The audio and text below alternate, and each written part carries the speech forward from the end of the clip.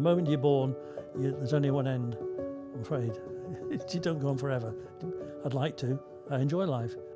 Planning for one's death is just part of life anyway. We're all going to go in the end sometime. Most people tell us that they wish to die at home, surrounded by family and friends.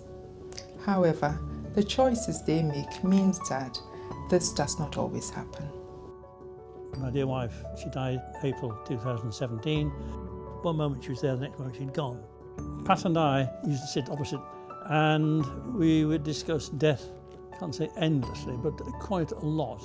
So we discussed what we would want to do depending on the situation that came to us. When my mum died, it was very sudden and completely unexpected. The fact that we knew what mum wanted in some ways made it a lot easier.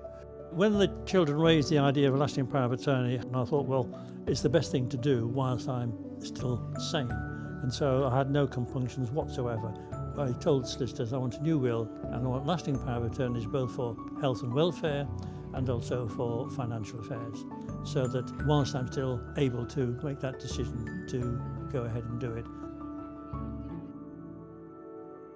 I'd want life-sustaining treatment if it was eminently treatable and I would be okay afterwards. I was told I'd got prostate cancer, but it's just a small shadow and probably controllable. Every 12 weeks it takes a few moments for the injection, and that keeps the prostate cancer problem at bay so far. With resuscitation, I think it depends on the degree of capability. One reads of cases where they're just going on and on and on. If it's a hopeless case, I wouldn't want to live. No point.